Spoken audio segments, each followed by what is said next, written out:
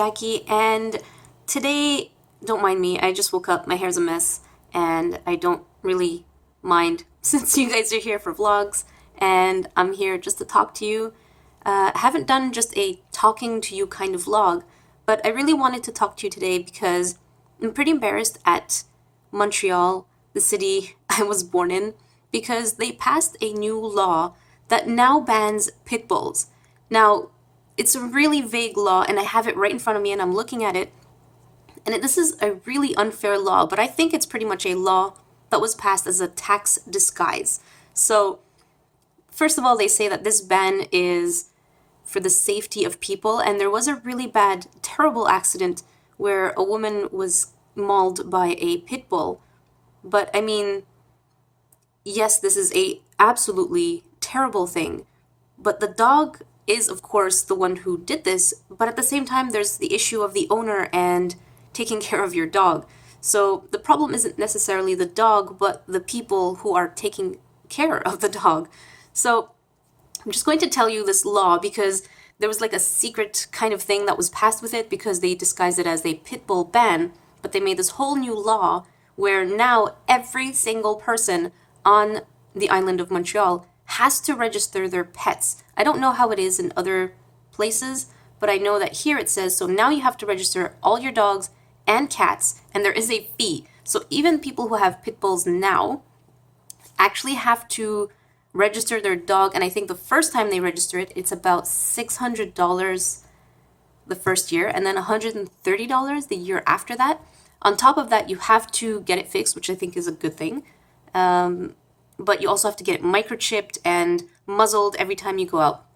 So the whole pit bull thing is a little too far because you have to focus on responsible pet ownership, and Quebec is the worst province in Canada for animal, I was going to say betrayal, but I mean betrayal is the best word for this. So animal betrayal is pretty big in Quebec, where a lot of people just leave their animals behind when they move. So there should be more focus on punishing the people as opposed to the poor animals who don't know what's going on.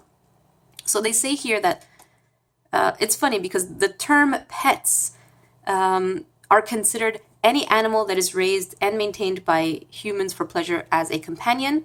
The term includes most dogs and cats. Now, I don't know what animals, what dogs or cats are excluded, which is a little weird. So this is the problem with this bylaw, is that it's a little vague. And it's also set to have a nuisance control. How do you manage nuisance control? Strays are not nuisances. Strays are poor creatures that have been abandoned. Excessive barking. I had this one dog. It has nothing to do with having 4 or 5. This one dog that barked so much that him in itself was just excessive barking. What are you going to do if the dog barks a lot? Are you going to put it down?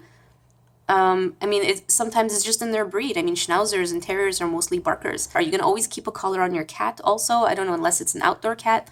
So luckily enough, I don't live on the island of Montreal because they've been passing all these weird laws, and I'm really happy that I'm off the island. This bylaw really doesn't help the problem of overbreeding, because people who overbreed dogs are usually out of the city limits, and these laws are only within city limits. So for people who have dogs, they have to spay neuter. I totally agree with that. But you also have to microchip your dog. You don't have really much of a choice, because if your dog is not microchipped by 2019, then you will of course get a fee and be reprimanded for that. So you have to microchip your dog. Depending on who you are, there are different philosophies. You may not believe in microchipping, depending on the research you've done. I personally don't believe in microchipping, but I mean, it's entirely up to the person. But now they're not giving you any choice whatsoever. And I'm just scrolling down to look at this part here, because so if you have a pit bull type dog, which is very ambiguous, because what if your dog is a mutt? Does it automatically have to be punished with all other pit bull type dogs? And that includes, bull terriers, Staffordshires, American Staffordshire. You have to muzzle it every time you go out, which means you can't play fetch with your dog. How? This is ridiculous. You're supposed to have your dog, go out and expel that energy, but now you have to muzzle your dog. You can't play fetch with it. You can't let it, chase a ball or grab a branch and just kind of spend all that energy out. You can't do that outside now. I mean, if most people in the city live in apartments and they go outside, even dog parks, you're not allowed to have it without a muzzle. That's really unfair because you want dogs to spend that energy so that they come home and they're feeling so much better. So they can't play fetch outdoors anymore. It says, can I take my pit bull to a dog park? Yes, but muzzle it. This is ridiculous. What happens to my pit bull as of January 1st? So as of January 1st, 2017, if the dog doesn't have its permits or follow any of the rules, it will be captured and put to sleep. I like how they say just put to sleep. Like, it's okay, little puppy, you're gonna fall asleep. It's not sleep, you're killing it. You're killing someone's dog if they don't have the necessary permits just because it's of a pit bull breed. And another thing that I did see, I wanted to tell you guys. Okay, so where is it? This is really ridiculous because let's say you live outside of the city limits and you have a pit bull type dog. As of, where is it? I know I saw it. Okay, so if you're living outside of the island of Montreal and you want to move into Montreal, let's say you got a job opportunity or whatnot, and you're like, all right, my dog is, registered. I'm going to register it. It's going to be fine. We can live in the city. No, you may not live in the city. You, as of October 3rd of this year, which is only within a week, you are not allowed to live in the city if you have a pit bull type dog. You are not allowed. Whether you try to register it after that date, you are not allowed to have a pit bull live in the city. Even if you've had that dog for a long time, you're just not allowed to live in the city. So these are weird laws and I don't understand.